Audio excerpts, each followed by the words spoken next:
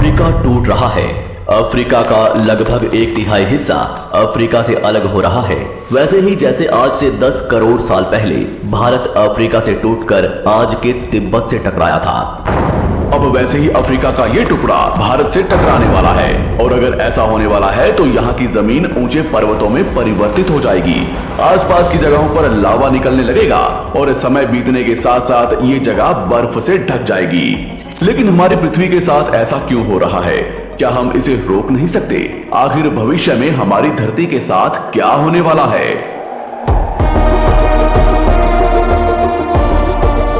आज से लगभग 4.5 करोड़ साल पहले हमारा पूरा ग्रह पानी से ढका हुआ था। पृथ्वी को बने हुए कुछ ही साल हुए थे, जिसकी वजह से पानी के कुछ ही फुट नीचे लावा उबल रहा था। समय के साथ साथ ये लावा ज्वालामुखी के रूप में बाहर निकलने लगा, जिसकी वजह से पानी के ऊपर छोटे छोटे आइलैंड के रूप में जमीन बनना शुरू हुई।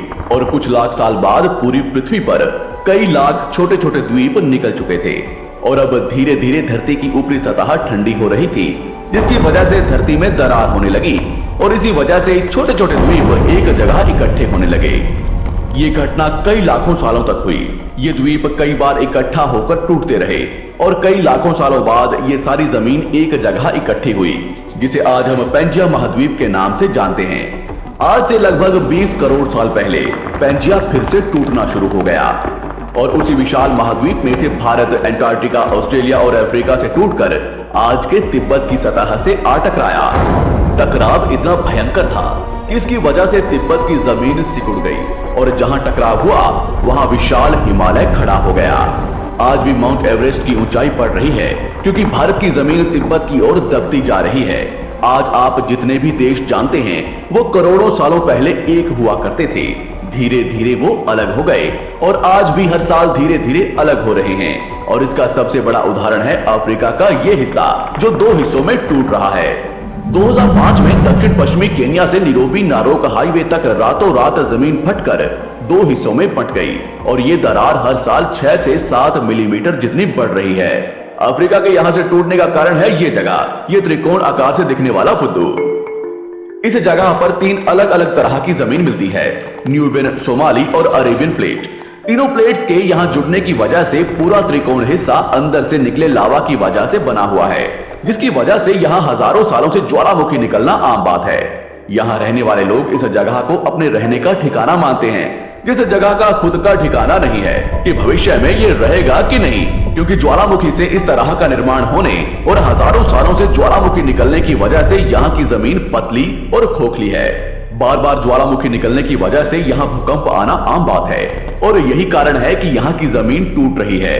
भविष्य में दरार बढ़ने पर यहाँ पानी भरने लगेगा और ये पूरा हिस्सा पानी से भर जाएगा और इसकी वजह से अफ्रीका के टूटने की गति बढ़ जाएगी, जिसकी चेतावनी यहाँ खोज करने वाले भूवैज्ञानिक यहाँ स्थित देशों की सरकारों को दे चुके हैं। इससे हमारी पृथ्वी को ये खतरा है कि दरार बढ़ने से ज्वालामुखी और विषैली गैसें निकलेगी।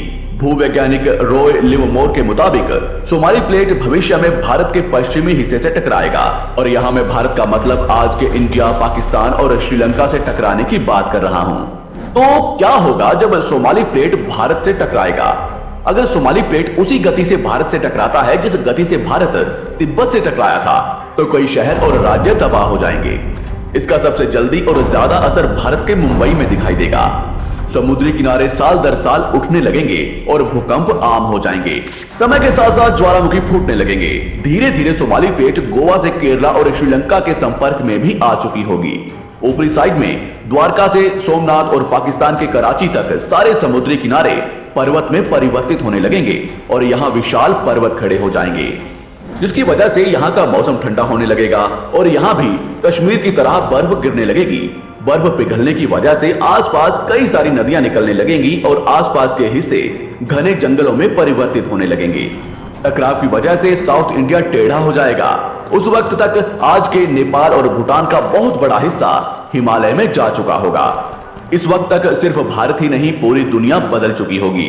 पृथ्वी की सारी जमीन एक जगह इकट्ठा हो चुकी होगी और इसकी वजह से आज के ज्यादातर देशों का वातावरण बदल चुका होगा।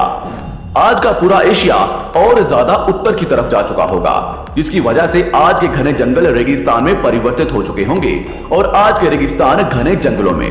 तो इस वीडियो को देखकर दुबई और सऊदी अरब में रहने वाले लोग नाचना शुरू ना करें, क्योंकि अगर पृथ्वी का भविष्य में ऐसा होता भी है तो अफ्रीका के भारत से टकराने और पूरी पृथ्वी की जमीन एक जगह इकट्ठा होने में बहुत साल लगेंगे। इतने की तब तक आपके बाद आने वाली हजारों पीढ़ियां बीत चुकी होंगी।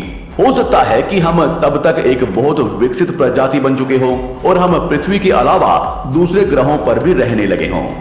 अफ्रीका के टूटने और भारत से टकराने की थ्योरी रॉय लिवमोर ने 1990 में दी थी, जिसके बाद कई दूसरे भूवैज्ञानिकों ने दूसरी थ्योरी भी बनाई है, जिसके मुताबिक सोमाली प्लेट भारत से नहीं टकराएगी। लेकिन ज्यादातर भूवैज्ञानिकों का मानना है कि धरती की ऊपरी जमीन फिर से एक दूसरे से जुड़ेगी और आज से करोड़ों सालों बाद हमारी पृथ्वी इन चारों में एक जैसी दिखेगी। लेकिन क्या हम इंसान इसे देखने के लिए जिंदा रहेंगे, या क्या भविष्य की धरती पर जीवन पनप या विकसित हो पाएगा? यही एक बहुत बड़ा सवाल है, जिसका जवाब